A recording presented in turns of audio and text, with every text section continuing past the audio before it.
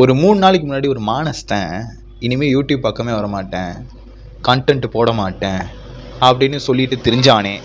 இப்போ என்ன வெங்காயத்துக்கு இந்த கான்டென்ட்டை போடுறான், அப்படி என்ன இவன் எனக்கு இது இருக்கு அப்படின்னு சொல்லிட்டு பார்த்தீங்க அப்படின்னா நீங்கள் கேட்பீங்க, எனக்கு புரியுது. பட் இதை பற்றி நான் பேசாமல் விட்டேன்னா நல்லா இருக்குமா அப்படிங்கிறதுக்காக இந்த விஷயத்த பேசணுங்கிறதுக்காக திரும்பியும் இந்த சேனலில் வீடியோ போடுறேன். அனைவருக்கும் வணக்கம். நான் உங்கள் அருண் மனோஜ்குமார்.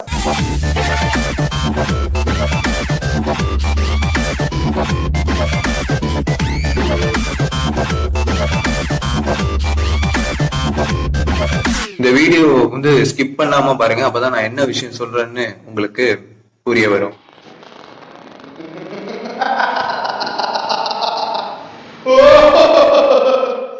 ஒரு மானஸ்டன் இருந்தான், ஒரு மானஸ்டன் திடீர்னு ஞாயிற்றுக்கிழமை வீடியோ போட்டு இதாண்டா என் கடைசி வீடியோ, இதுக்கப்புறம் நான் யூடியூப் பக்கமே தலை வச்சு படுக்க மாட்டேன், இனிமேல் யூடியூப்க்கும் எனக்கு சம்மந்தம் கிடையாது, என் சோசியல் மீடியா எல்லாத்தையும் ப்ரைவேட் பண்ணிவிடுவேன், இனிமேல் நான் இது பக்கமே போக மாட்டேன்னு ஒருத்தன் சொல்லிட்டு கிடந்தான். இப்போ என்னமோ திடீர்னு வீடியோ போட்டு நம்மளுக்கு சர்ப்ரைஸ் பண்ணுறான். அடா பாவி, ஒரு 4 சப்ஸ்கிரைபர் ஏறினோடனே உனக்கு திரும்பி வீடியோ போடணுங்கிற ஆசை வந்துருச்சா அப்படின்னு யாராவது கேட்டிங்கன்னா, ஆமாம் எனக்கு ஆசை வந்துருச்சு. ஏன்னா நான் குவிட் பண்ணிடலான்னு முடிவு பண்ணி அன்றைக்கி ராத்திரி நம்ம வீடியோ போட்டு அன்றைக்கி ராத்திரியே ஒரு அதிர்ச்சிகரமான தகவல். நிறைய சோஷியல் மீடியாவில் WWE பற்றி பேசிகிட்டு இருக்காங்க.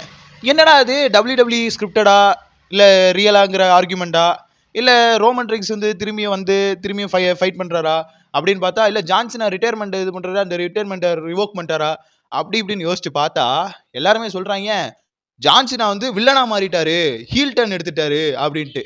அதாவது ஒன்றும் இல்லை, WWE எலிமினேஷன் சேம்பர் அப்படின்னு சொல்லி ஒரு மேட்ச் நடக்கும். அந்த மேட்ச்சில் பார்த்திங்க அப்படின்னா, அதாவது WWE அன்டிஸ்பியூட்டட் சாம்பியன்ஷிப்பு, ஓகேங்களா, அது கோடி ரோட்ஸ் லாஸ்ட்டாக நம்ம ரோமன் ரிங்ஸை ஜெயிச்சு அதை கைப்பற்றினப்பில், ஓகேங்களா, அந்த சாம்பியன்ஷிப்புக்கு போட்டியிடணும் அடுத்த ரெஸ்ல்மேனியாவில். இப்போ அவர் ஆல்மோஸ்ட் 1 இயர் அதை ரீடைன் பண்ண போகிறாரு.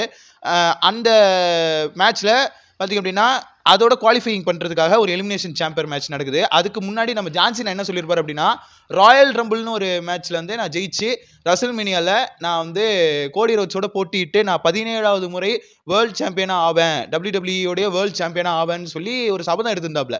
அந்த சபதம் தோற்று போனதுனால அதனுடைய மன உளைச்சலில் பார்த்திங்க அப்படின்னா எலிமினேஷன் சாம்பியன் மேட்ச்சில் அந்த விஷயத்தை அடைகிறாப்புல. எனக்கு தெரிஞ்சு ரெஸ்ல்மேனியாவில் பார்த்திங்க அப்படின்னா ஒரு பிக்கஸ்ட் மேட்ச். இப்போ எப்படின்னா ஒரு ஸ்கூலில் எப்படி ஆனுவல் டேவோ அதுமாரி WWEக்கு அதுதான் ஒரு ஆனுவல் டே மாதிரி, ஓகேங்களா. அந்த ஷோவில் நம்ம ஆள் இப்போ இது பண்ண போகிறாரு, கோடி ரோட்ஸ்க்கு எய்த்தாப்பில் விளையாட போகிறாரு. ஆனால் இங்கே ட்விஸ்ட் என்னன்னா, ஜான்சன் இது வரைக்கும் நமக்கு பிடிச்ச ஹீரோவாக இருந்தார் இல்லைங்களா, இனி நான் ஹீரோ இல்லை, இனி நான் வில்லன்டா அப்படின்னு சொல்லிட்டு த ஃபைனல் பாஸ் ராக்கோட சேர்ந்து அவர் இப்போ ஒரு கேம் பிளே பண்ண போகிறாரு. ஸோ பார்ப்போம், தலைவனை இது வரைக்கும் ஹீரோவை பார்த்து போர் அடிச்சு போச்சுல, இப்போ வில்லனாக பார்ப்போம். அண்ட் அடுத்து இந்த காரணத்துக்காக தான் நான் வீடியோவே போகலான்னு நினச்சேன். த பேரடைஸ் த ரா ஸ்டேட்மெண்ட் சொல்லிட்டு பார்த்திங்க அப்படின்னா ஒரு படத்துடைய டீசர் மாதிரி ஒன்று விட்டுருந்தாங்க. நம்ம நேச்சுரல் ஸ்டார் நானி அவர்களுடைய நடிப்பில் வரப்போகிற படம். இந்த டேரக்டர் பேர் எனக்கு சரியாக தெரியல, ஸ்ரீகாந்த் கொண்டிலாவா ஏதோ சம்திங். அவங்க 2 பேரும் ஆல்ரெடி பார்த்திங்க அப்படின்னா தசரா அப்படின்னு சொல்லி ஒரு திரைப்படம் பண்ணியிருந்தாங்க. அதில் சந்தோஷ் நாராயணன் இசையில் கீர்த்தி சுரேஷ் கூட அந்த படத்தில் நடிச்சிருந்தாங்கன்னு நினைக்கிறேன், ஓகேங்களா. எல்லாரும் போட்டு பயங்கரமாக ட்ரோல் பண்ணிட்டு இருந்தோம். அதில் வேற மச்சீனி அப்படின்னு சொல்லி ஒரு பாடல் கூட வந்துருந்துச்சு இல்லைங்களா. அந்த அந்த கூட்டணி திரும்பியும் இணைஞ்சு பேரடைஸ் அப்படின்னு சொல்லி திரைப்படம், தி பேரடைஸ், ஆக்சுவலாக டெலிவிஷன் ஷோ நேமும் இருக்குது. ஒரு பேரடைஸ்ன்னு சொல்லி ஒரு இலங்கை மலையாளம் தமிழ் மொழியில் ரிலீஸ் ஆன படமும் இருக்குது. அது எல்லாத்தையும் விட்டுட்டு இப்போ பார்த்திங்க அப்படின்னா தெலுங்கில் ப்ராப்பராக fan Indian plus fan world, Spanish அதுமாரி மேலை நாட்டு மொழியில் பார்த்திங்க அப்படின்னா இந்த படத்தை இங்கிலீஷு ஸ்பானிஷு அதுமாரி அடுத்த கட்டத்துக்கு நானி அவர்கள் குளோபலாக கொடுக்க போகிறாரு.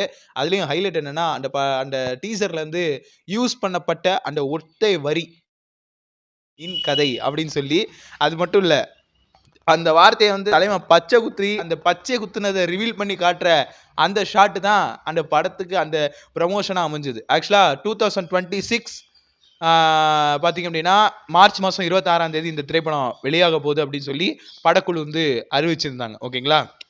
ஸோ பெரிய வேட்டை காத்துக்கிட்டு இருக்கு கைஸ். ஸோ வெயிட் பண்ணி தான் பார்ப்போம். அண்ட் 3வது, நீ என்ன பண்ற, நீ வாழ்க்கையில என்ன புடிங்கிட்டு இருக்க, நீ ஸ்டாண்ட் அப் கமெடி தப்பா பேசுற, நீ என்ன பண்ற வாழ்க்கையில, என்ன சொல்றதுன்னே தெரியல. இந்த இந்த ஸ்டாண்டப் காமெடி ஷோஸ் நானும் பண்ணியிருக்கேன் என்னோடய ஸ்கூல் டைமில், காலேஜ் டைமில். அதெல்லாமே ஒரு டைம் மேலே நமக்கு அது தோணாது. அதுக்கப்புறம் அது பண்ணணும் அந்த இது வராது. சரின்னு ஒரு ரியாலிட்டி ஷோஸில் வந்து நம்ம வந்து அப்படி ட்ரை பண்ணாலும், ஆடிஷன் ட்ரை பண்ணாலும் நம்மளை டீமோட்டிவேட் பண்ணி அமுச்சு விட்ருவாங்க. ஓகேங்களா? அதையும் தாண்டி பண்ணணும்னா பெரிய பெரிய இன்ஃப்ளூயன்ஸ் வேணும், சப்போர்ட் வேணும். இன்ஃப்ளூயன்ஸ் இருந்தால் மட்டும்தான் அந்த இடத்துக்குலாம் நம்ம அடியெடுத்து வைக்க முடியும். நீ இப்ப பேசிக்கிட்டே எனக்கு கவலையே இல்ல. 200 பேர் டிக்கெட் எடுத்து வந்திருக்காங்க. அவங்களுக்கு தான் எனக்கு வந்து தேங்க்யூ சொல்ல முடியும். அவ்வளவுதான். நீங்க பாக்குற பெரிய பெரிய காமெடின்னு சொல்றீங்கல்ல, அந்த காமெடி எல்லாம் பண்றாங்க அப்படின்னா அதுக்கெல்லாம் ஒரு லெஜெண்டரி டேலண்ட் வேணும், ஹைலி டேலண்ட் வேணும். ஓகேங்களா? இப்போல்லாம் என்னமோ காமெடிங்கிற பேரில் என்னமோ பண்ணிட்டு இருக்காங்க. ஒரு காலத்தில் விஜய் டிவியில் தான் காமெடிங்கிறதே பேர் போனதாக இருந்துச்சு. இப்போ அதே விஜய் டிவியில் காமெடிங்கிற பேரில் என்ன பண்ணிட்டு இருக்காங்க, ஆடியன்ஸே கூப்பிட்டு வச்சுக்கிட்டு சும்மா இந்த இடத்துல சிரிங்க, இந்த இடத்துல சிரிக்காதீங்கன்னு அங்கே பேக்லேயே சொல்லி கொடுத்து அது மாதிரி சிரிக்கிறானுங்க. ஸோ ஒரு நேச்சுரலே இல்லாத காமெடி நடந்துகிட்டு இருக்கிறப்ப ஒரு ஸ்டாண்டப் காமெடியன் அப்படியே வெகுந்து எழுந்து அப்படியே தன்னுடைய ஆதங்கத்தை வந்து ஒரு ஸ்டேஜில் வந்து கொட்டினது வந்து இப்போ ஆல்மோஸ்ட் எல்லாரும் பார்த்துருப்பீங்க. நான் அதெல்லாம் பார்த்துட்டு சத்தியமாக காண்டாயிட்டேன். ஏன்னா பேசக்கூடிய அளவுக்கு எனக்கு தகுதி இருக்கு. ஏன்னா நானும் ஒரு மிமிக்ரி ஆர்டிஸ்ட் தான், நானும் ஸ்டாண்டப் காமெடி பண்ணக்கூடிய ஆள் தான். ஆனால் நிறைய ஆடிஷன்ஸில் நான் கொஞ்சம் வெளியில் வந்துட்டேன். ஆனால் என்னால் இப்போ இந்த சேனலில் உட்காந்துக்கிட்டு ஒரு மணிக்கணக்காக என்னால் ஒரு ஸ்டாண்டப் காமெடி பண்ண முடியும். இப்போ நான் உட்காந்துட்டு பேசுகிறேன். ஆனால் என்னாலையும் ஒரு ஸ்டாண்டப் காமெடி ஷோ 1 மணி நேரம் ஆடியன்ஸை நல்லா என்கேஜிங்காக பார்க்குற அளவுக்கு நல்லா பக்கமான ஸ்கிரிப்டோட என்னால் பண்ண முடியும் அப்படிங்கிற விஷயத்தை நான் இந்த இடத்துல சொல்கிறேன். எஸ், இந்த பர்சன் உங்கள் எல்லாருக்கும் தெரியும்னு நினைக்கிறேன். ஃபயாஸ் ஹுசேன் அப்படின்னு சொல்லிட்டு ஒரு ஸ்டாண்டப் காமெடியன் அப்படின்னு சொல்லிக்கிட்டு இருந்த ஒரு எலைட்டி கை, ஒரு எலைட்டியான ஒரு பர்சன். அந்த பர்சன் வந்து பார்த்திங்க அப்படின்னா ஒரு பர்டிகுலராக இருக்கிற ஒரு ஷோ ஒன்று நடக்கும் போல் அந்த ஷோவில் பார்த்திங்க அப்படின்னா அந்த மனுஷன் பேசுவார், அதை சுற்றி இருக்கிற ஆடியன்ஸ் வந்து எல்லாத்துக்கும் சிரிச்சிட்டு இருப்பாங்க. நம்ம உதாரணத்துக்கு இப்போ பிரியாணி மேன் அண்ணன் வந்து மொத்த ஸ்டாண்டப் காமெடியோட ஃபார்மேட் எப்படி இருக்குது அப்படின்னு சொல்லி பார்த்தீங்க அப்படின்னா நம்ம பிரியாணி மேன் அண்ணன் வந்து அவரோட சேனல்லையும் சரி அவரோட இன்ஸ்டாகிராம் பேஜ்லையும் சரி நிறையவே பதிவு பண்ணியிருந்தா. அப்படி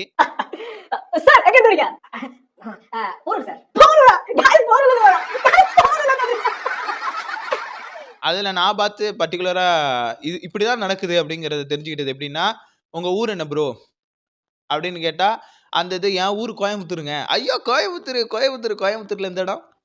கோயம்புத்தூரில் பொள்ளாச்சிங்க. ஐயோ பொள்ளாச்சி அப்படின்னு சொல்லி அதையே வந்து காமெடியாக்கி அதையே சிரித்து சுற்றி இருக்கிறவங்களையும் சிரிக்க வைக்கிற அந்த இது பேர் காமெடி.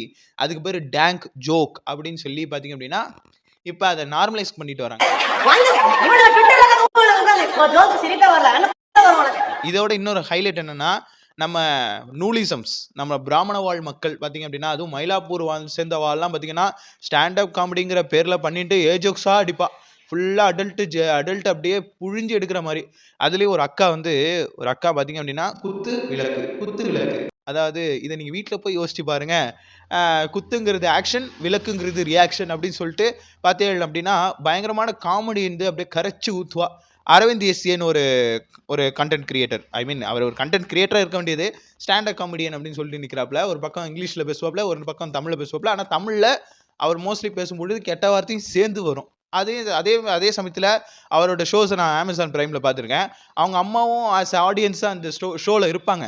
ஆனாலும் அவங்க இருப்பாங்கன்னு தெரிஞ்சும் கூட தலைமை வந்து 18+ பேசுவாப்புல. அந்தளவுக்கு ரொம்ப நாகரிகமான ஒரு ஸ்டாண்டப் காமெடியன் வந்து பார்த்துருக்கோம். ஓகேங்களா? அதனால இப்போ முன்ன மாதிரி ஒரு ப்ரைம் டைமில் 90s இருந்த ஸ்டாண்டப் காமெடிஸ் எல்லாம் பார்த்திங்க அப்படின்னா நமக்கு தெரிஞ்ச வரைக்கும் யார் இருந்தா, மதுரமுத்து, அப்புறம் பார்த்திங்கன்னா நெல்லை சிவா, வையாபுரி, இவங்கெல்லாம் ஸ்டாண்டப்பில் பண்ணவங்க தான். நெல்லை சிவாங்கிறது வந்து அந்த திருநெல்வேலி பாஷையில் பேசி சிரிப்பாப்லையா, அந்த மனுஷனும் ஸ்டாண்டப் பண்ண தெரிஞ்சவர் தான். அவர் வந்து நடிகர் ஆகிட்டார். ஆனால் வையாபுரி வந்து நல்ல ஸ்டாண்டப் பண்ணக்கூடியவர். ஏன் நம்ம சின்ன கலைவாணர் விவேக் எடுத்துங்க, ஸ்டாண்டப் காமெடி நல்லா பண்ண தெரிஞ்ச ஒரு மனுஷன். ஓகேங்களா?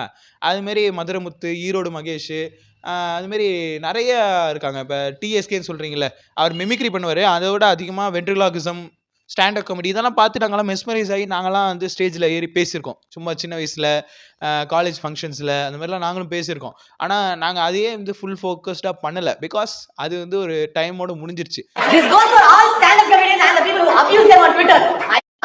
இப்போ வந்து நல்லா இப்போ வயலின் வாசிக்க தெரியும், இப்போ வந்து எனக்கு வந்து இன்ஸ்ட்ருமெண்ட் வாசிக்க தெரியும், அதுக்காக போய் ஒரு மியூசிஷியன்கிட்ட போய் கீபோர்டு வாசிச்சுட்டு இருக்க மாட்டான். என்ன அடுத்து அவனுக்கு வேற ஒரு கோல் இருக்கும், வேற ஒரு நாலேஜை வந்து அவன் கெயின் பண்ணி போகணும்னு சொல்லிட்டு அவன் அடுத்தடுத்து போவான். ஒரு சிலர் தான் பேஷனை நோக்கி போகணுங்கிற இதில் இருப்பாங்க. ஓகேங்களா? இப்போ நான்லாம் வந்து ஒரு பேஷனை நோக்கி போகணும்னு ஆசைப்பட்றேன். பட் எனக்கு அதுக்கான சூழ்நிலை அமையல. ஆனால் நான் ப்ரொஃபஷனலாக ஏதாவது ஒரு கரியரை ப்ளேஸ் பண்ணுங்கிறதுக்காண்டி பல இடங்கள்ல நான் அலைஞ்சிட்டு இருந்தேன். ஆனால் ஆல்மோஸ்ட் பார்த்தீங்க அப்படின்னா அதுவுமே எனக்கு செட் ஆகல. ஏன் கார்பரேட்டிசம் அப்படிங்கிற மிகப்பெரிய ஒரு காவாக்குள்ள விழுந்து இப்பதான் எந்திரிச்சு வந்திருக்கிறேன். என்ன திரும்பியும் நான் ரீஸ்டார்ட் பண்ணணும், திரும்பியும் நான் ரெஸ்யூம் பண்ணணும். அப்போ போய் நான் அதே டைமில் பார்த்தீங்கன்னா இந்த யூடியூப் நான் குவிட் பண்ணுறேன்னு சொன்னது எல்லாமே ஓகே தான். இப்போ திரும்பி நான் ஏன் இந்த கான்டென்ட் போடுறேன் அப்படின்னா, இது பேசிக்கா ஸ்டாண்ட் அப் காமெடி, இது லைவ் எக்ஸ்பீரியன்ஸ் தானே, அப்பதான் சரி போறோம். நீ வீடியோ உட்கார்ந்து பார்த்துட்டு ஏன்னா இது பிட் நினைச்சியா பாத்துக்கிட்டு ஃபயாஸ் ஹுசேன் அப்படிங்கிற இந்த பர்டிகுலரான ஸ்டாண்டப் காமெடியன் வந்து ஒரு ஸ்டேஜில் இருந்துட்டு எங்களெல்லாம் வந்து ட்விட்டரில் அபியூஸ் பண்ணுறாங்க, நீங்கள் பண்ணுற காமெடி பேர் காமெடியே இல்லை, சிரிப்பே வரமாட்டேங்குதுன்னு சொல்லி இது பண்ணுறாங்க அப்படின்னு சொல்லிட்டு 4-5 கெட்ட வார்த்தையோட தலைவன் வந்து ரொம்ப ஆத்திரப்பட்டு ஒரு கண்டென்ட் போட்டுட்டு இருந்தா. அப்படி அது ரொம்ப எப்படி சொல்றது, ஒன்றும் சொல்ல முடியலை. கெட்ட வார்த்தை தாண்டி அந்த அந்த இருக்கிற கீழே இருக்கிற ஆடியன்ஸை பார்த்து நீ என்ன புடுங்கிட்டு இருக்க, நீ என்ன பண்ணிட்டு இருக்க, சும்மா தானே இருக்க, அப்புறம் வந்து போய் அப்படி இப்படின்னு ஏதோ கெட்ட வார்த்தையில பேசும்பொழுது பார்த்தீங்க அப்படின்னா, யாரா இவன், இவன் என்ன பெரிய இவன் மாதிரி காமெடி பண்ணிட்டு இருக்கான்ட்டு பேசுறானுங்க. இவன் பண்றது பேர் காமெடியா அப்படின்னா இல்ல.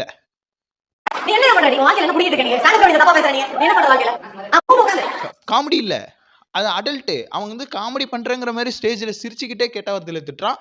அதையும் பாத்தீங்க அப்படின்னா அங்க இருக்கிற ஆடியன்ஸ் முதல்ல அந்த ஆடியன்ஸை காட்டுங்கடா, எனக்கு பார்க்கணும்டா, ஆடியன்ஸை பார்க்கணும்டா. எனக்கு இதெல்லாம் பிரச்சனையே இல்ல. ஷோ பண்றானா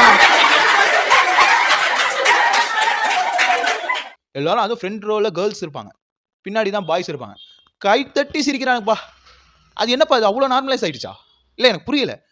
அதாவது முன்னாடிலாம் கெட்ட வார்த்தை பேசுறது தப்பு இல்லை, பொண்ணுங்க முன்னாடி பேசக்கூடாது அப்படின்னு இருப்பாங்க. சில பேர் இப்போ பொண்ணுங்களும் கெட்ட வார்த்தை பேசுறதுலாம் ரொம்ப நார்மலைஸ் ஆயிடுச்சு. என்ன பொண்ணுங்க இருக்கிற இடத்துல நீ கெட்ட வார்த்தையே பேசக்கூடாது, அது அநாகரிகம் அப்படிங்கிறதெல்லாம் இப்போ மாறி போச்சு தலைவா. இந்த ஜென்ரேஷன்ல அதுக்கெல்லாம் இடமே இல்லை. கடைசியில பார்த்தா பண்ணது இவ்வளோ இருக்கும். கெட்ட வார்த்தை அவ்வளவுதான். பெண் உறுப்பை வச்சு கெட்ட வார்த்தை பேசுறதுங்கிறதுக்கு அநாகரிகம். ஆனா அது பெண்களுக்கு முன்னாடி பேசுவது அநாகரிகத்தின் உச்சம் அப்படின்னு சொல்லி பாத்தீங்க அப்படின்னா இருக்கு. கரெக்டா? பெண் உறுப்பை வச்சு பேச முடியும், ஆனா பெண்களுக்கு நேரம் அது பேசக்கூடாது அப்படின்னு சொல்ற அந்த ஒரு அருமையான கலாச்சாரத்தை எல்லாம் எப்பயோ பிரேக் பண்ணியாச்சு. அந்த பொண்ணுங்களே இப்ப கெட்ட வார்த்தையில பேசி இது ட்ரெண்ட் ஆயிட்டு இருக்குங்க. ஓகேங்களா? கெட்ட வார்த்தை பேசுறதுங்கிறது ரொம்ப நார்மலைஸான ஒரு விஷயமா மாறிட்டு, ஆனா அதை வச்சே இன்னும் ஜோக் பண்ணுவேன், நான் ஸ்டாண்டப் காமெடியன் தான்டா அப்படின்னு சொல்லி ஸ்டேஜ்ல பேசுற விதம் எனக்கு ரொம்ப ஆத்திரத்தை ஏற்படுத்தினுச்சு. ஓகேங்களா? நகைச்சுவைங்கிறது வந்து தான் தாழ்ந்தாலும் பரவாயில்ல, மற்றவனை சிரிக்க வைக்கணும்னு நினைக்கிறது தான் உண்மையான நகைச்சுவை. நீ ஒன்னையும் தாழ்த்திக்கிட்டு மற்றவனையும் தாழ்த்திக்கிட்டு சுற்றி இருக்கிறவனையெல்லாம் சிரிக்க வைக்கிறதுனா அது காமெடி இல்லை தலைவா, அது காமெடி இல்லை. என்ன ஃபயாஸ் ஹுசேன் தானே உங்கள் பேர்? ஆமாம். இன்ஸ்டாகிராமில் பேர் பார்த்தீங்கன்னா பண்டாங்காம் அது பேர். நான் இப்போ வேணால் நான் வந்து அதை டெக்ஸ்டிங் பண்ணுறேன். டெக்ஸ்டிங்கில் அது நீங்கள் வச்சுருக்கிற அதே ஹேண்டில் நேமில் நான் டெக்ஸ்டிங் காட்டுறேன். அது பண்டாங் தானா இல்லை என்னங்கிறது வந்து கமெண்டில் நான் வந்து தமிழில் போட சொல்லுவா. என்னன்னு சொல்லி மீட் பண்ணீங்க அப்புறம் இன்னைக்கு? ரெஸ்ட்ரிக்டட்ல இருக்குது என் கமெண்ட்ஸு. போட்டாங்கன்னா அடுத்த நிமிஷமே ஹைட் ஆகிடும், அதான் பிரச்சனை. அந்த அளவுக்கு ஒரு கெட்ட வார்த்தையை வச்சு நீங்கள் போடுவீங்க. நீங்கள் வந்து இடைக்கு கெட்ட வார்த்தையை பயன்படுத்துவீங்க, இடைக்கு கெட்ட வார்த்தை பண்ணி அது மியூட் வேறு பண்ணுவீங்க. அது பேர் உங்கள் இதில் ஸ்டாண்டப் காமெடி. அது நாங்கள் வந்து உட்காந்து அதுவும் வந்து 200 ரூபா டிக்கெட்லாம் கொடுத்து வாங்குறானுங்களா, அதெல்லாம் எலைட்டு. சும்மா வந்து டைம் பாஸ் பண்ணணும் அப்படிங்கிறதுக்காண்டி வருவாங்க. இப்போ வந்து தேட்டருக்கு போகிறது, பீச்சுக்கு போகிறது, அதுக்கப்புறம் வேறு என்ன அதெல்லாம் விட்டுட்டு இப்போ வந்து சும்மா ஒரு 4-5 பேரை வந்து ஆடியன்ஸை செட் பண்ணி வச்சுட்டு அவனுக்கு சிரிக்கிற மாதிரி சிரிக்க வச்சுக்கிட்டு, என்ன உண்மையாகவே ஸ்டாண்டப் காமெடின்னு ஒரு ஷோ நடக்குதா? முன்னாடிலாம் ஸ்பான்சர்ஷிப் இருந்தால் தான் இந்த ஷோலாம் நடக்கும். ஈவன் நம்ம கார்த்திக் குமார் ஒரு ஆக்டர் இருந்தார் தெரியுமா, யாருடைய நீ மோகினியில் தனுஷுக்கு ஃப்ரெண்டாக நடிச்சிருப்பாரு. ஆக்சுவலாக அதுதான் எல்லாருக்குமே மோஸ்ட்லி தெரியும், சீனுங்கிற கேரக்டர் நடிச்சிருப்பா. அப்படி அந்த பர்சன் வந்து சொந்தமாகவே ஒரு ஸ்டாண்டப் காமெடி வச்சிருந்தாப்புல. ஏவம் ஸ்டாண்டப் தமிழாவா ஏதோ சம்திங். அந்த ஸ்டாண்டப் காமெடி இது கம்பெனிலேருந்து நிறைய ஸ்டாண்டப் காமெடியன்ஸ் உருவானாங்க. நம்ம விக்ரமா இருக்கட்டும், நம்ம மாயா கிருஷ்ணனா இருக்கட்டும், அதுக்கப்புறம் நம்ம ஆலெக்ஸ் த ஒண்டர்லேண்ட் அலெக்சாண்டர் பாபுவா இருக்கட்டும், அதே Aravind SA and Jagadeesh bro, அப்புறம் பேகி, அப்புறம் வேற யார் இருக்கா, நிறையா விஷால் நினைக்கிறேன். ஐ திங்க் விஷாலா ஏதோ சம்திங் அவர் ஒருத்தர் இருந்தார். வெரி நிறைய ஸ்டாண்டப்லாம் பார்ப்பேன். இப்போ ஆல்மோஸ்ட் மறந்துடுச்சு. அப்படி பார்த்து அவங்களே வந்து இப்போ இண்டிவிஜுவலாக ஷோஸ் பண்ண ஆரம்பிச்சிட்டாங்க. அவங்களுக்கு தனித்தனி இது ஸ்பான்சர்ஷிப் கிடைச்சதுக்கப்புறம் அவங்களே வந்து தனியாக தேர் க்ரோன் அப் அண்ட் எவால்வ்டு. ஆடியன்ஸுக்கு எப்படி இந்த ஒரு விஷயத்தை கன்வே பண்ணணுங்கிறத நல்லா தெரிஞ்சுக்கிட்டு இப்போ அதுக்கேற்ற மாதிரி கண்டென்ட்லாம் பண்ணிட்டு இருக்காங்க. நீங்களாம் இன்னும் வந்து ஸ்டாண்டப் காமெடி பண்ணுறேங்கிற பேரில் 4-5 கெட்ட வார்த்தை பேசிக்கிட்டு ஒரு சில விஷயங்கள்லாம் கன்வே பண்ணுறீங்க. எல்லாமே ஓகே தான். நான் ஸ்டாண்டப் காமெடி வந்து குறை சொல்ல மாட்டேன். ஏன்னா நானும் ஒரு ஸ்டேஜில் ஏறி பேசுகிறவன் தான். ஆனால் அந்த ஸ்டேஜில் உட்காந்துட்டு நீ வந்து கீழே இருக்கிறவனை வந்து அலட்சியப்படுத்துகிற, ஒருத்தன் ட்வீட் போட்டு இந்த மாதிரி உன்னை வந்து இது பண்ணுறான், உன்னை அப்யூஸ் பண்ணுறான், வேர்டால் உன்னை அப்யூஸ் பண்ணுறான், நீ பண்ணுறது காமெடியே இல்லைன்னு சொல்லி உன்னை அப்யூஸ் பண்ணுறாங்கிறது உன் தனிப்பட்ட கோவம் தான். நான் இல்லைன்னே சொல்ல. ஆனால் அந்த கோவத்தை எங்கே காட்டணும்? அந்த கோவத்தை எங்கே காட்டணும்? அதை காட்டணும்னு ஒரு இடம் இருக்குல்ல. இப்போ நான்லாம் இந்த மாதிரி வீடியோ போடுறேன் பாருங்க. இந்த மாதிரி வீடியோ போட்டு என்னோட ஆடியன்ஸ், என்னுடைய சப்ஸ்கிரைபர்ஸ்க்கு நான் இதை தெரியப்படுத்துகிறேன். கரெக்டாக? அது மாதிரி உங்கள் சப்ஸ்கிரைபருக்கு நீங்கள் தெரியப்படுத்தலாம்ல. அதுக்கு எதுக்கே ஒரு ஆடியன்ஸ்னு ஒருத்தவங்களை கூப்பிட்டு அந்த ஆடியன்ஸுக்கிட்ட நீ வந்து உன் ஆதங்கத்தை கொட்டுற. அதில் இன்னொன்று சொல்கிறான், ஸ்டாண்டப் காமெடிங்கிறது அப்படியே லைவாக இருக்கிற விஷயத்த வந்து இது பண்ணணும், எக்ஸ்ப்ளோர் பண்ணணும். லைவாக இருக்கிறப்ப தான் அந்த ஸ்டாண்டப் காமெடி புரியும். நீ வீடியோவை ஸ்கிப் பண்ணி பார்த்தா எப்படி உனக்கு புரியும் அப்படின்னு கேட்குறீங்க. ஐ am so sorry to say. அப்புறம் என்னத்துக்கு நீங்கள் வந்து வீடியோவாக அப்லோட் பண்ணுறீங்க? இன்ஃபேக்ட் நீங்கள் இந்த இப்போ கான்ட்ரவர்ஷியலாக பேசுனது கூட ஷார்ட்ஸாக தானே அப்லோட் பண்ணியிருக்கீங்க. அந்த மாதிரி கான்ட்ரவர்ஷியலாக பேசினா தான் நீங்கள் ட்ரெண்ட் ஆவீங்கன்னு நல்ல ஸ்ட்ராட்டஜிக்கலை தெரிஞ்சுட்டு தானே பண்ணுறீங்க. சொல்லுங்கள் ஃபயாஸ், சொல்லுங்கள். I am sorry to say. எனக்கு வந்து சத்தியமாக ஸ்டாண்டப் காமெடிக்குள்ளே இந்த மரியாதையே மொத்தமாக போன மாதிரி எனக்கு ஃபீல் ஆனிச்சு. நீ எல்லாம் ஒரு ஸ்டாண்டப் காமெடின்னு சொல்லாத. நீ ஸ்டாண்டப் காமெடிங்கிற அந்த அந்த அந்த ஹோல் திங்கே நீ வந்து கொச்சப்படுத்திட்ட. நீ இனிமேல் ஸ்டாண்டப் காமெடி பண்ணாத, தயவு செஞ்சு பண்ணாத. ஏன்னா நீ எல்ஐடி தான், எனக்கு நல்லா தெரியும். எல்ஐடி தான் என்ன, சரியான எல்ஐடி, எனக்கு நல்லா தெரியும். பிஸ்னஸ் கைவசம் நிறையா இருக்கும். எங்கேயாவது பிஸ்னஸ் பண்ணி பெரிய ஆள் ஆகிடுங்க. இந்த மாதிரி வந்து இது வந்து இப்போ நாங்கள்லாம் வந்து ஆடிஷனாக போகி அங்கே இருக்கிற ஊழல்லேருந்து தாண்டி என்ன பண்ணுறதுன்னு தெரியாமல், திறமைக்கும் மதிப்பு இல்லாமல், படித்த படிப்புக்கும் வேலை கிடைக்காம எங்களை மாதிரி மிடில் கிளாஸ் வாழ்க்கை வாழ்ந்துட்டுருக்கோம் பாருங்கள். நாங்கள் எங்களுக்கு கிடைக்க வேண்டிய வாய்ப்பெல்லாம் உங்களை மாதிரி எல்ஐடிஸ் எல்லாம் எடுத்துக்கிறீங்க. இப்போ நாங்கள் எதை நம்புறது? நாங்கள் வேறு வழி இல்லாமல் நாங்கள் வந்து 10,000 ரூபா சம்பளத்துக்கு வேலை வைக்க வரோம் தெரியுமா? 10,000 ரூபா சம்பளத்துக்கு வேலைக்கு வரோம். ஒரு டிகிரி ஹோல்டராக நாங்கள் வரோம். ஆமாம், இன்ஜினியரிங் படித்தவனா ரொம்ப மோசம், வேலையே கிடைக்கலங்கிறான். ஆனால் அவனுக்கு பார்த்தீங்கன்னா ஏகப்பட்ட ஆப்பர்ச்சுனிட்டிஸ் கொட்டி கிடக்க. ஐடியில் அவன் ப்ரோக்ராமிங் படிச்சிருக்கணும்னு அவசியம் இல்லை. ஜஸ்ட் அவன் இன்ஜினியர். உங்களை நான் எடுத்துக்கிறேன், 3 மாதம் ட்ரைனிங், உங்கள் டீம் லீடர் இவர் எல்லாமே சொல்லி கொடுத்துருவாரு, நீங்கள் எல்லாம் கற்றுக்கிட்டு ப்ராஜெக்ட் பண்ண ஆரம்பிச்சிருங்க அப்படின்ட்டுருவான். நாங்களாம் அது சம்மந்தமாக படித்தோம்ப்பா, எங்களுக்கு கிடைக்கவே இல்லை. ஃபுல் ஸ்டாக் டெவலப்மெண்ட்டு சொல்லி படித்தோம், ஜாவா ஸ்பெஷலைசேஷன் பண்ணோம், போதாக்குறைக்கு ரியாக்ட், ஆங்குலர் என்னென்னமோ சொல்லி கொடுத்தானுங்க. அதுலேயும் பாதி தான் எனக்கு தெரியும். அந்த பாதி தெரிஞ்சால் போதும், மீதி நாங்களே கற்றுப்போம். என்ன, ஃப்ரண்ட் எண்ட்லேயும் எனக்கு தெரியும், பேக் எண்டும் தெரியும், டேட்டா பேஸ் மேனேஜ்மெண்ட்டும் தெரியும். ஆனால் நான் வந்து ஒரு ஐடி கம்பெனியில் ப்ரொப்போசல் வச்சேன்னா, சாரி உங்கள் குவாலிஃபிகேஷனில் எங்களால் ப்ராசஸ் பண்ண முடியாது, நீங்கள் படிச்சிருக்கிறது வெறும் பிஎஸ்சி மேக்ஸ் தான். What is this, right? நான் இங்கே பக்கத்தில் ஃபுல் ஸ்டாக் டெவலப்மெண்ட் படிச்சிருக்கேனே, அதுக்கான சர்டிஃபிகேட்டும் என்கிட்ட இருக்கே, ஒய் நீங்கள் ஏன் கன்சிடர் பண்ண மாட்டேங்கிறீங்க? அப்படி நாங்கள் வாழ்ந்துகிட்டு இருக்கோம். அப்படி எங்களுக்கு கிடைக்கணுங்கிறதே கிடைக்க விடாமல் தடுத்துக்கிட்டு இருக்காங்க. அது யாருன்னு தெரிஞ்சால் ஒன்றை மாதிரி ஒரு எல்ஐடி. நீ ஸ்டாண்டப் காமெடியில் எல்ஐடி, ஆனால் எத்தனையோ எல்ஐடிஸ் இருக்கீங்க ஒவ்வொரு ஃபீல்டுலேயும். பல பேரோட திறமை, பல பேரோட உழைப்பை அப்படியே நோகாமல் சாப்பிட்றீங்களேடா. அது எப்பட்றா ஒட்டுது உடம்புல? ஆள் வந்து பயங்கரமாக பாடி டிரான்ஸ்ஃபார்ம் பண்ணியிருந்தாப்புல, நல்ல பல்காக இருந்தார், டக்குன்னு உடம்பு குறைச்சாரு. பார்க்குறதுக்கு எனக்கு அந்த கிரியேட்டர்னு இல்லை, ஒரு இன்ஃப்ளூயன்சர், ஒரு சோஷியல் மீடியா இன்ஃப்ளூயன்சருடைய ஒன்று விட்ட சித்தப்பா பையன் மாதிரி இருந்தா. அப்படி ஒன்றும் சொல்கிறதுக்கு இல்லை. திறமை இருக்கிறவனை இந்த உலகம் மதிக்க மாட்டேங்குது, திறமையே இல்லாதவனை அப்படியே தூக்கி வச்சு கொண்டாடுது. இதெல்லாம் எடுத்து யாரும் பேச மாட்டீங்களே ஸ்டாண்டப் காமெடியில். பேசுகிறாங்க, இல்லைன்னு நான் சொல்ல, பேச மாட்டாங்கன்னா நான் சொல்லவே இல்லையே, பேசுகிறாங்க. ஆனால் வெளிச்சத்துக்கு கொண்டு வரணும், ரோஸ்ட் பண்ணணும். நாலு பின்ன அவன் சோஷியல் மீடியாக்குள்ளே வந்தான்னா ஏன்டா இந்த மாதிரி பதிவு பண்ணோம் நம்ம அப்படின்னு அவன் காலம் ஃபுல்லாக வருத்தப்படணும். எலைட்டியாக இருக்கிற எலைட்டி ஸ்டாண்டப் காமெடி, எலைட்டாக இருக்கிறவன் தான் இப்போல்லாம் ஸ்டாண்டப் காமெடி பண்ண முடியும். அவன் பண்ணுறது தான் சிரிப்பு வரும், ரைட்? அதுவும் பர்டிகுலர் கம்யூனிட்டி சார்ந்திருக்கணும். பர்டிகுலர் கம்யூனிட்டி சார்ந்து இருக்கிற ஜோக்கை அவன் வந்து எக்ஸ்ப்ளோஸ் பண்ணணும். இப்போ கிறிஸ்டியானிட்டி கம்யூனிட்டியில் சண்டே ஆனால் சர்ச்சு போவாங்க அப்படின்னு சொல்லி ஒரு அது வந்து காமெடியாக அலெக்ஸ் சொன்னால் சிரிக்க வரணும். அதேமாரி நம்ம பார்த்தீங்கன்னா அவாவில் இருக்கிற விஷயத்தை எடுத்து அவாவா பேசினான்னா அதுக்கும் சிரிப்பு வரும். அப்புறம் இந்த மாதிரி கெட்ட வார்த்தையை அங்கங்கே இன்ஃபியூஸ் பண்ணி அடுத்தவனை கன்ஃபியூஸ் பண்ணி இதுதான் காமெடி அப்படின்னு சொல்லி டெலிவரி பண்ணோம். அதுவும் உட்காந்துக்கிட்டு கொடுத்து 200 ரூபாயும் வேஸ்ட்டாக போகக்கூடாதுன்னு உட்காந்து கேட்க சிரிக்கணும்.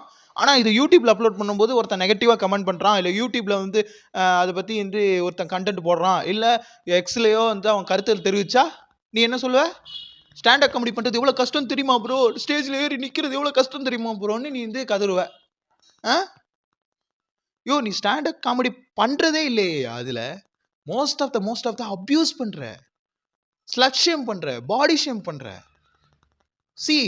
அது நீ செய்கிற, உன்னை நீயே அப்பப்போ வந்து லேசாக நீ கலாச்சிக்கிற. அது மட்டும்தான் காமெடின்னு நீ நினச்சிக்கிட்டு இருக்கிற. என்னை கேட்டால் அலெக்ஸ் த ஒண்டர்லேண்டுன்னு ஒரு காமெடி ஷோ இருக்குது. எக்ஸ்பீரியன்ஸ் அப்படிங்கிற இன்னொரு ஸ்டாண்டப் ஷோ வந்து ஆல் ஓவர் கண்ட்ரிலையும் அவர் வந்து பண்ணிகிட்டு இருக்காப்புல. ஓகேங்களா? ப்ரீவியஸாக உள்ள அலெக்சாண்டரோடைய ப்ரீவியஸ் காமெடி ஜோக்ஸு, அவர் பண்ணுற அந்த ஸ்டாண்டப் ஸ்டைலை பாருங்கள். எங்கேயாவது பெருசாக அப்யூஸ் பண்ணுவாரா? யாரையாவது தனிப்பட்ட முறையில் யாரையாவது அப்யூஸ் பண்ணி காமெடி பண்ணியிருக்காரா? எடுத்து சொல்லுவார். அங்கே இருக்கிற காமெடியை வந்து காமெடியாக கன்வே பண்ணுவார். சில விஷயங்களை வந்து கொஞ்சம் காமெடியாக கன்வே பண்ணுவார் ஒழிஞ்சு யாரையாவது பர்சனலாக, அதுவும் அவரும் வந்து பார்த்திங்க அப்படின்னா ஆடியன்ஸோட இன்ட்ராக்ட் ஆவார். ரைட்? அப்படி அந்த இன்ட்ராக்ட் ஆகிற ஆடியன்ஸோட வந்து எந்த ஒரு அப்யூசிவ் கமெண்ட்ஸோ இல்லை அப்யூசிவ் வேர்ட்ஸையோ யூஸ் பண்ணி அவர் பேச மாட்டார். எவ்வளோ ஜென்யூனாக அதை கொண்டு போவார் தெரியுமா? ஆனால் இந்த பையனுக்கு தெரிய மாட்டேங்குது. ஃபயாஸ் ஹுசேனுக்கு தெரியலையே. ஏன்டா இந்த ஷோவில் வந்து கலந்துக்கிட்டோம், இந்த ஷோவில் நம்ம ஏன்டா காசு கொடுத்து ஆடியன்ஸாக வந்தோம், நம்ம ஏன்டா இந்த ஷோவில் வந்து உட்காந்தோம் அப்படின்னு அந்த ஆடியன்ஸையே வந்து ஒரு நிமிஷம் யோசிக்க வச்சுருப்பான் அந்த ஆள். யார்? இந்த ஃபயாஸ் ஹுசேன். சத்தியமாக காண்டாயிடுச்சு. அந்த கிளிப்பிங்ஸை பார்த்து நான் காண்டாயிடுச்சு. நான் சேனலில் உட்காந்து எல்லா கண்டென்ட்டையும் பார்த்தேன். ஒன்று கூட பெருசாக ஸ்டாண்டப் காமெடின்னு சொல்கிற மாதிரி இல்லை.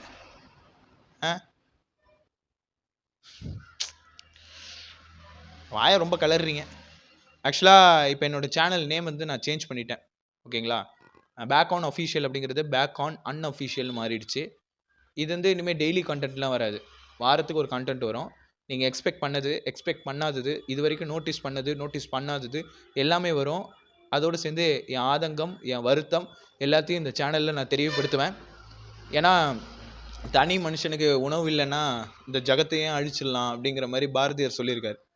அதுமாரி தனி ஒரு மனுஷனோட உணர்வு இங்கே மதிப்பு இல்லைன்னா மொத்த ஜகத்துக்கும் நான் வந்து என் உணர்வை பரப்புவேன் அப்படிங்கிற விஷயத்தில் ரொம்ப தீவிரமாக இறங்கிட்டேன். ஸோ விடவே மாட்டேன். No looking back. ஓகே, நன்றி. இந்த வீடியோ இது வரைக்கும் பொறுமையாக பார்த்த எல்லாருக்குமே நெஞ்சார்ந்த நன்றியை தெரிவிச்சுக்கிறேன். நன்றி. Okay, open the face, please.